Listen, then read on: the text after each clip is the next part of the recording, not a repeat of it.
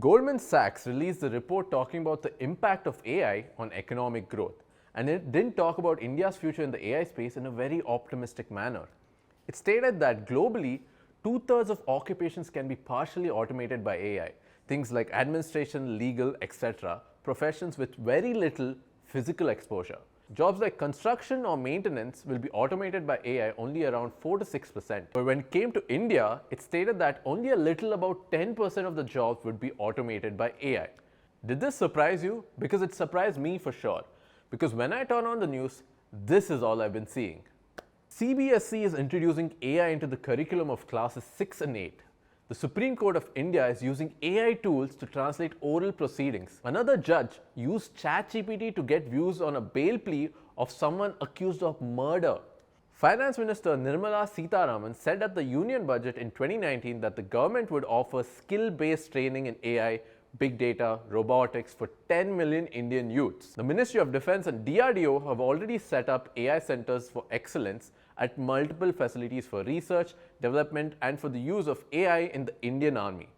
There is so much happening in India to get ahead in AI technology, both in the government and the private sectors. $1.7 billion worth of VC funding went into AI-based Indian startups in 2020, and in 2022, it jumped to a whopping $5.2 billion.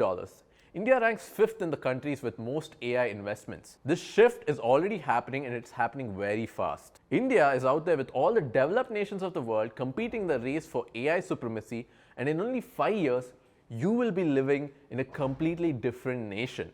What is the Goldman Sachs report talking about then? We'll get back to it at the end.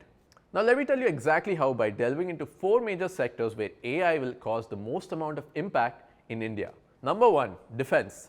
In 2019, Prime Minister Narendra Modi announced that by 2024, there will be 25 AI-based products operational in the Indian Army. It's 2023 right now, and guess what? There's already 40 AI-based products currently in operations and 30 more in development. There are multiple dedicated AI research facilities like DIPA, CAIR, DRDO YSL, and WARDEC that are currently up and running. Take WARDEC for example. It's a facility that uses AI and VR to train soldiers in battle-like scenarios via simulation games. This is actually happening in India. Moreover, the Indian defense is already using AI-powered tech in facial recognition, language translation, remotely operated weapon stations, robot mine detectors, and intrusion detection systems. We've actually done a deep dive video on how AI is being integrated into the Indian defense system and how you as an engineer can get a job building defense tech. So if this domain interests you, you should definitely go check it out right here. Number 2, education. As mentioned initially in this video, CBSE is taking AI very seriously by introducing it into the curriculum. This basically understates that the government of India sees AI and coding as critical skills to have going forward. But speaking about the education sector at large, there are many ways AI will have a strong impact. What AI does best is automating seemingly redundant and time-consuming tasks like clerical work, for example.